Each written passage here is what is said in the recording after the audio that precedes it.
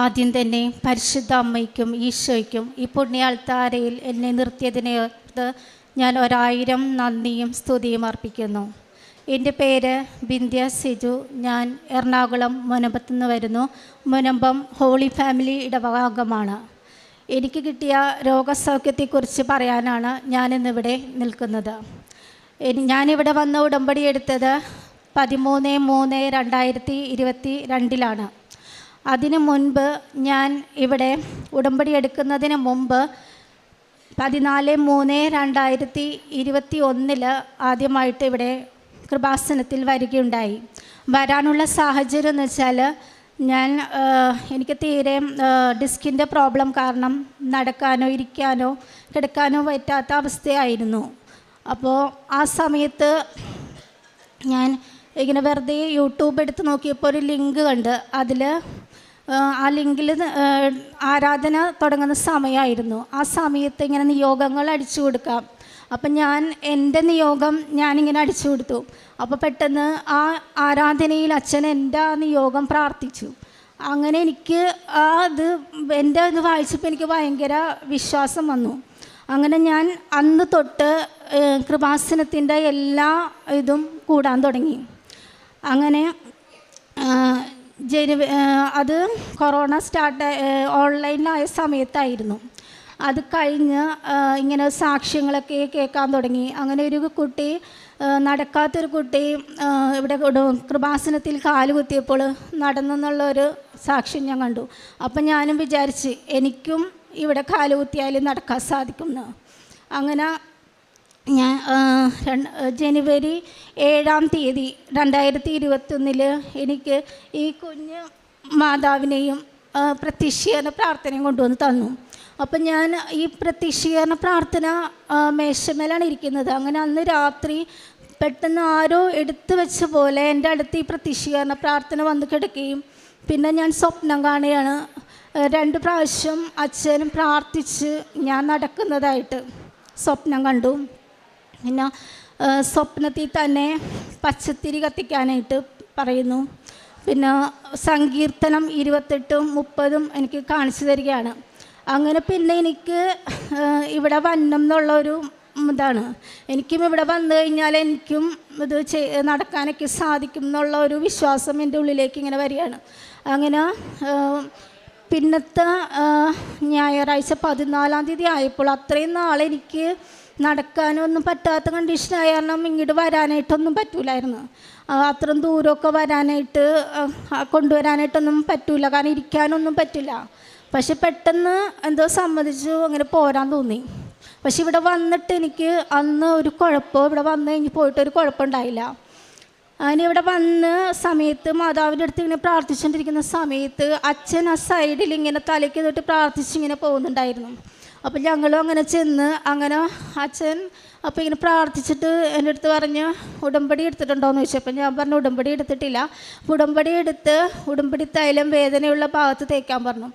അങ്ങനെ ഞാൻ അങ്ങനെ പോന്നു. പക്ഷേ എനിക്കിവിടെ വന്നിട്ട് ഉടമ്പടി എടുക്കാനായിട്ടുള്ള മനസ്സ് തോന്നിച്ചില്ല. കാരണം എനിക്ക് ഉടമ്പടി കൊണ്ടുപോകാനായിട്ട് എന്നെക്കൊണ്ട് പറ്റില്ല എന്നുള്ളൊരു ഇതായിരുന്നു. അപ്പം ഞാനിവിടെ വന്ന് മാതാവിനോട് പറഞ്ഞു എനിക്ക് എൻ്റെ ആരോഗ്യം എനിക്ക് തിരിച്ചു തരണം. മാതാവിന് എപ്പോൾ മനസ്സ് തോന്നിക്കുന്നു അപ്പം എന്നെ ഇവിടെ കൊണ്ടുവന്ന് ഉടമ്പടി എടുപ്പിക്കാൻ പറഞ്ഞു. അങ്ങനെ ഞങ്ങൾ ഇവിടെ നിന്ന് പുറത്തേക്ക് പോയപ്പോഴേക്കും ഞങ്ങളുടെ കാറ് ലോക്കായിപ്പോയി. എന്നിട്ട് എത്ര ശ്രമിച്ചിട്ടും അത് തുറന്നില്ല. അങ്ങനെ ഞങ്ങൾ ഉടമ്പടി തൈലവും പ്രാർത്ഥനയും ചൊല്ലി കഴിഞ്ഞപ്പോൾ പെട്ടെന്ന് തുറന്നു വന്നു. എന്നിട്ടും എനിക്ക് മനസ്സ് തോന്നാണ്ട് ഞാൻ ഇവിടുന്ന് പോയതിന് ശേഷം പകുതി ആയപ്പോൾ തുടങ്ങി എനിക്ക് എൻ്റെ മനസ്സിൽ ഭയങ്കര ഇതാണ്, ഉടമ്പടി എടുത്താൽ മതിയായിരുന്നു എന്നും പറഞ്ഞ്. പിന്നെ ഞാനിവിടെ വരാനായിട്ട് എത്ര ശ്രമിച്ചിട്ടാണെങ്കിലും അത് നടക്കുന്നില്ല. അങ്ങനെ ഞാൻ ഇവിടെ നിന്ന് പക്ഷേ വന്നു പോയതിന് ശേഷം എനിക്ക് പിന്നെ ഒരു മാറ്റം നടക്കാനൊക്കെ തുടങ്ങി. എല്ലാ കാര്യങ്ങളും അല്ലെങ്കിലും ചെറുതായിട്ട് എന്തെങ്കിലുമൊക്കെ ഒന്ന് നിന്ന് ചെയ്യാനായിട്ടുള്ളൊരിത് വന്ന്. പിന്നെ മരുന്നാണെങ്കിലും മരുന്ന് കഴിക്കും അലർജി പോലെ വന്നു. അപ്പം ഞാൻ വിചാരിച്ച് മാതാവ് എൻ്റെ രോഗം എടുത്ത് മാറ്റണയാണ്, മരുന്ന് എടുത്ത് മാറ്റിയതായിരിക്കും എന്ന് വിചാരിച്ച്. അങ്ങനെ ജൂൺ ആയപ്പോഴേക്കും എത്ര ശ്രമിച്ചിട്ടും ഉടമ്പടി എടുക്കാൻ വരാൻ പറ്റാഞ്ഞിട്ട് ഞാൻ ഓൺലൈനിൽ ഉടമ്പടി ചെയ്തു. ഓൺലൈനിൽ ഉടമ്പടി എടുത്ത് ജൂണിൽ എടുത്തതിന് ശേഷം ജൂലൈ ആയപ്പോഴേക്കും പെട്ടെന്ന് എനിക്ക് പഴയ ഒരു കണ്ടീഷൻ തന്നെ, ഒന്നും ചെയ്യാൻ പറ്റാത്ത അവസ്ഥയിലായിപ്പോയി. അപ്പോൾ അങ്ങനെ കാണിച്ചത് അതും മാതാവിൻ്റെ ഞാനിവിടെ വന്ന് 7ാമത്തെ ഓരോ സ്ഥലങ്ങളിങ്ങനെ മരുന്ന് മാറിക്കൊണ്ടിരുന്ന സമയത്തായിരുന്നു. അത് ആദ്യം 7ാമത്തെ സ്ഥലമായപ്പോഴാണ് എനിക്കിത് മാറ്റം വന്നത്. അതും സമയം 2:30 മണി. അപ്പം ഞാൻ പറഞ്ഞത് മാതാവ് പ്രത്യക്ഷപ്പെട്ട സമയമാണ്. അതിന് ശേഷം ഈ ഓൺലൈൻ ഉടമ്പടി എടുത്തതിന് ശേഷം പിന്നെ 7ാമത്തെ മാസമായപ്പോഴേക്കും എനിക്ക് ഒഴിച്ചിൽ നടന്നു. ഒഴിച്ചിൽ നടന്നു കഴിഞ്ഞിട്ടും വീണ്ടും പൂർണ്ണമായില്ല എങ്കിലും അങ്ങനെ ഇതായിട്ട് നടന്നിരുന്നു. പിന്നെ അത് കഴിഞ്ഞ് ഒഴിച്ചിലിന് ശേഷം വീണ്ടും 7ാമത്തെ മാസം മാർച്ചിൽ ഞാൻ ഇവിടെ വന്ന് 2023 അത് ഞാൻ ആദ്യം മാർച്ച് മാസത്തിൽ 14/3/2021 ഞാനിവിടെ വന്നത്. എങ്കിൽ പിന്നത്തെ അതേ കൊല്ലം അതേ ദിവസം തന്നെ ഞങ്ങൾ ഞായറാഴ്ചയാണ് ഇവിടെ വരാറ്. അപ്പോൾ ആ ദിവസം എന്നെ മാതാവ് ഇവിടെ കൊണ്ടുവന്നു. പക്ഷേ ഉടമ്പടി എടുപ്പിച്ചു. ആ ഉടമ്പടി എടുക്കണതിന് തലേ ദിവസം തുടങ്ങി എനിക്ക് ഒരു കുഴപ്പമെന്ന് പറഞ്ഞില്ല. പഴയ പോലെ ഞാൻ ആദ്യമായിട്ട് 2 വർഷത്തിന് ശേഷം 4 വർഷമായി തുടങ്ങിയ ഇതാണ്. അത് 2 വർഷമാണ് ഇങ്ങനെയെങ്കിലൊക്കെ ഇതായി. 2 വർഷം വളരെ ബുദ്ധിമുട്ടായിരുന്നു. 2 വർഷത്തിന് ശേഷം ആദ്യമായി ഞാൻ വണ്ടിയിൽ കയറുന്നതും പിന്നെ ഇവിടെ വന്ന് ഞാൻ കാലത്ത് എനിക്കൊരു ഇത്തിരി നേരെ നിൽക്കാൻ പറ്റില്ല, സ്റ്റെപ്പ് കയറാൻ പറ്റില്ല, ഒന്നും പറ്റാത്ത അവസ്ഥയായിരുന്നു. പക്ഷെ ഞാനിവിടെ വന്ന് കാലത്ത് നിന്ന് വൈകിട്ട് വരെ 3 നില വരെ കയറിയെങ്കിൽ എനിക്കൊരു കുഴപ്പമുണ്ടായില്ല. പിന്നീട് മാതാവ് അതെനിക്ക് പൂർണ്ണമായിട്ടും ഇപ്പം മരുന്നുമില്ല, ഒന്നുമില്ല. എന്തെങ്കിലും വന്നു കഴിഞ്ഞാൽ തന്നെ നേർച്ച വസ്തുക്കളാണ് ഞാൻ ഉപയോഗിച്ചിരുന്നത്, ഉപ്പും തൈലവും. അതുകൊണ്ട് എനിക്കിപ്പോൾ പഴയ അവസ്ഥയിൽ പഴയതിൽ ഞാൻ എങ്ങനെ ചെയ്തിരുന്നു എല്ലാ കാര്യങ്ങളും അതുപോലെ എല്ലാ കാര്യങ്ങളും ഇന്നിപ്പോൾ എനിക്ക് ചെയ്യാൻ സാധിക്കുന്നു. രണ്ടാമതായിട്ട് എനിക്ക് ഇതുപോലെ തന്നെ 4 വർഷമായിട്ട് PCODയുടെ പ്രോബ്ലം ഉണ്ടായിരുന്നു. അപ്പോൾ പീരീഡ്സ് ആകാൻ മരുന്ന് കഴിച്ചാണായിരുന്നത്. ഇവിടെ വന്ന് ഉടമ്പടിയിൽ വെച്ച് പിന്നത്തെ മാസം തുടങ്ങി മരുന്ന് പൂർണ്ണമായിട്ടും മാതാവ് മാറ്റിത്തന്നു. പിന്നെ 3ാമത്തേതായിട്ട് ഇതുപോലെ തന്നെ വീണ്ടും ഞാൻ 2ാമത് മാർച്ച് 2023 വീണ്ടും ഒരു വീഴ്ച വീണു. അതിലെൻ്റെ കൈക്ക് പെട്ടെന്ന് ബലം കുറഞ്ഞു. കൈ എനിക്ക് ഒന്ന് തുണി പിഴിയാനോ അങ്ങനത്തെ ഒരു അവസ്ഥ വന്ന് ഡ്രസ്സ് ഇടാനായിട്ട് ബുദ്ധിമുട്ട്. അപ്പം ഞാൻ മാതാവിൻ്റെ അടുത്ത് പറഞ്ഞു, എനിക്ക് മാതാവിൻ്റെ അടുത്ത് ഞാൻ സാക്ഷ്യം പറഞ്ഞോളാം എന്ന് പറഞ്ഞിരുന്നു. മാതാവ് അതിന് ഇവിടെ ഞാൻ 3ാമത്തെ പുതുക്കലിന് വന്നപ്പോൾ അച്ഛൻ്റെ ക്ലാസ് കേട്ടുകൊണ്ടിരുന്ന സമയത്ത് എനിക്ക് പെട്ടെന്ന് എൻ്റെ ഷോൾഡറിൻ്റെ അവിടെ എന്തോ ഒരു വേദന പോലെ 2 പ്രാവശ്യം. പിന്നെ ഇവിടെ നിന്ന് ഞാൻ ഉടമ്പടി പുതുക്കിക്കൊണ്ട് കഴിഞ്ഞ് പിറ്റേ ദിവസം മുതൽ എനിക്ക് ആ ഒരു ഇത് പൂർണ്ണമായി മാതാവ് മാറ്റിത്തന്നു. പിന്നെ പതുക്കെ എല്ലാം പഴയ അവസ്ഥയിലായിട്ടായി. അതെൻ്റെ 3ാമത്തെ സാക്ഷ്യമാണ്. പിന്നെ ആത്മീയമായിട്ടാണെങ്കിലും എനിക്ക് വളരെയധികം മാറ്റങ്ങളാണ് എൻ്റെ ജീവിതത്തിൽ വന്നത്. ഇപ്പം ഞാൻ വിചാരിക്കുന്നത് എനിക്ക് ഈ സഹനം തന്നത് മാതാവിനോട് കൂടുതൽ ഈശോയോട് മടുക്കാൻ വേണ്ടിയിട്ടാണ്. അല്ലെങ്കിൽ ഞാൻ ഇന്ന് ഇത്രയും പ്രാർത്ഥിക്കുന്ന ആൾ തന്നെയാണ്. പക്ഷേ എന്നാലും നമ്മൾ ഇത്രയും ഈശോയോട് അടുക്കാനായിട്ട് നമുക്ക് പറ്റില്ല. ഇപ്പോൾ ഒരു ദിവസം പോലും കുർബാന മുടക്കാനോ എനിക്ക് പറ്റില്ല. എല്ലാ ദിവസവും ഉടമ്പടി എടുത്ത് അന്ന് തുടങ്ങി ഇന്ന് വരെ എല്ലാ ദിവസവും പള്ളിയിൽ പോകുന്നു. അതുപോലെ എല്ലാ കാര്യങ്ങളും വചനം വായനയാണെങ്കിലും വായിക്കാൻ സാധിക്കുന്നു. ഇപ്പോൾ ദൈവത്തോട് കൂടുതൽ ഒരു ആത്മീയമായിട്ട് അടുക്കാൻ നമുക്ക് നമ്മുടെ മനസ്സിലാണെങ്കിൽ നമുക്ക് എല്ലാവരോടും വെറുപ്പും വിദ്വേഷവും ഒന്നുമില്ല. എല്ലാവരോടും ക്ഷമിക്കാനുള്ളൊരു ഇത്, പിന്നെ മറ്റുള്ളവരോട് നമുക്ക് നല്ല കാരുണ്യം തോന്നുന്നു. എല്ലാം നല്ല രീതിയിൽ എല്ലാ കാര്യങ്ങളും ചെയ്യാനായിട്ട് ഈശോയെ വേദനിപ്പിച്ചിട്ടുള്ള ഒരു കാര്യം ചെയ്യാൻ നമ്മൾ മനസ്സനുവദിക്കുന്നില്ല. അങ്ങനെയുള്ളൊരു ഇതിലോട്ടായി ഞാനിപ്പോൾ മാറി. പിന്നെ പ്രേക്ഷിത പ്രവർത്തനമാണെങ്കിൽ ഞാൻ പത്രങ്ങളെല്ലാ മാസം വാങ്ങിച്ച് എല്ലാ വീടുകളും തോറും നടന്നു കൊടുക്കുന്നു. കാരുണ്യ പ്രവർത്തികൾ ചെയ്യുന്നു. പിന്നെ എന്നെക്കൊണ്ട് പറ്റാവുന്ന രീതിയിൽ എല്ലാ സഹായങ്ങളും ചെയ്യുന്നു. എല്ലാ കാര്യങ്ങളും എന്നെക്കൊണ്ട് എങ്ങനെയൊക്കെ ചെയ്യാൻ പറ്റുന്നു അതെല്ലാം ഞാൻ ചെയ്യുന്നു. ഇനിയിപ്പോൾ ഞാൻ മാതാവിനോട് പറഞ്ഞിരിക്കുന്നത് എൻ്റെ ജീവിതാവസാനം വരെ മാതാവ് ഉടമ്പടിയിൽ തന്നെ നിലനിൽക്കും എന്നാണ് പറഞ്ഞിരിക്കുന്നത്.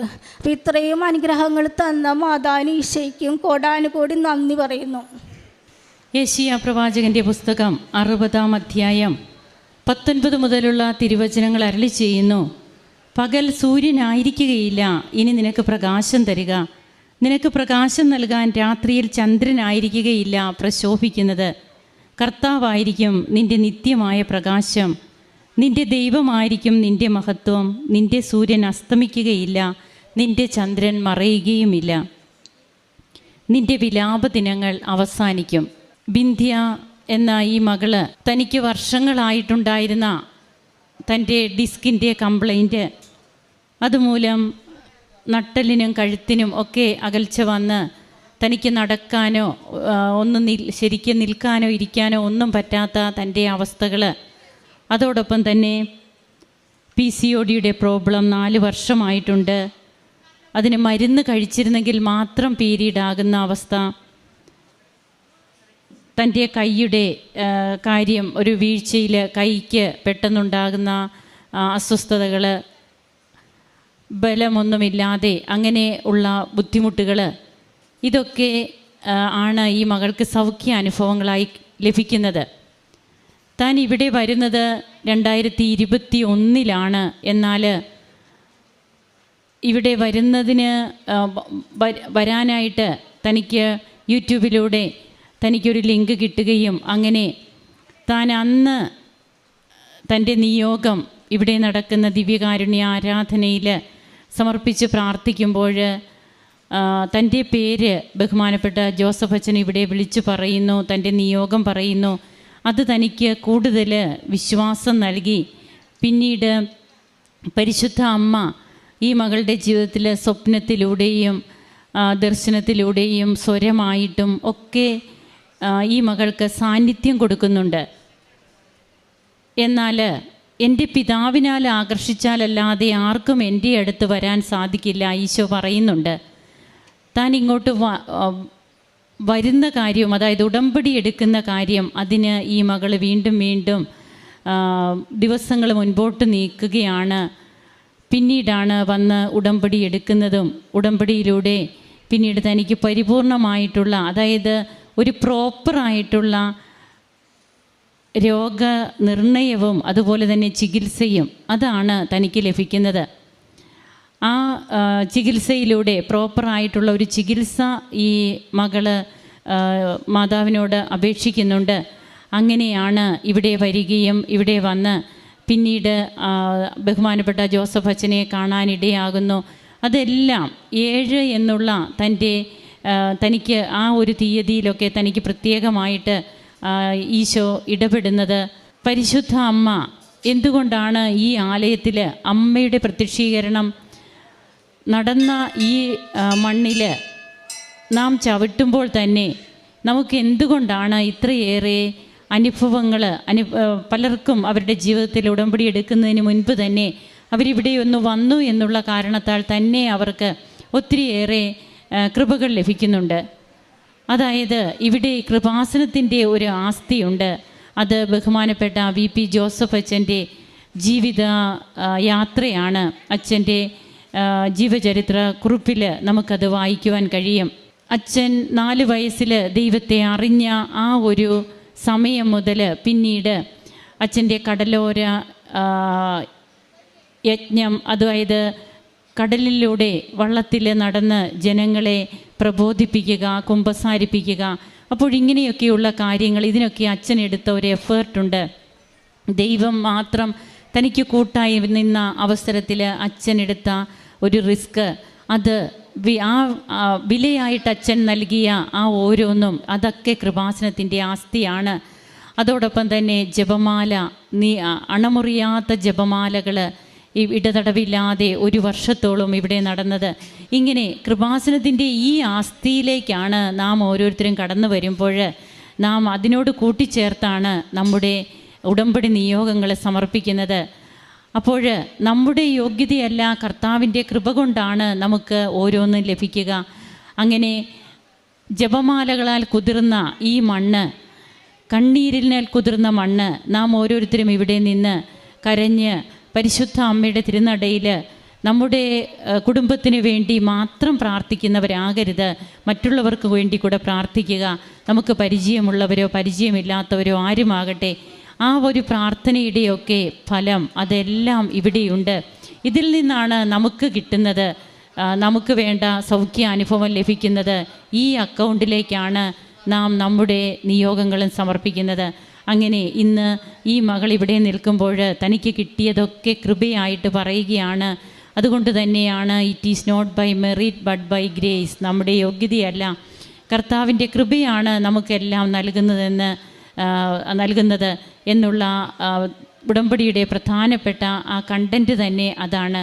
അങ്ങനെ തൻ്റെ ആത്മീയ ജീവിതം പുഷ്ടിപ്പെട്ടു, തനിക്കിന്ന് ആരോടും ദേഷ്യമില്ല, പരിശുദ്ധ അമ്മയുടെ മധ്യസ്ഥതയിൽ ഈശോയുടെ നാമത്തിൽ എല്ലാവരോടും ക്ഷമിക്കുവാനും എല്ലാവരെയും തൻ്റെ പ്രാർത്ഥനയിൽ ഉൾപ്പെടുത്തുവാനുമൊക്കെ തനിക്ക് കഴിയുന്നു.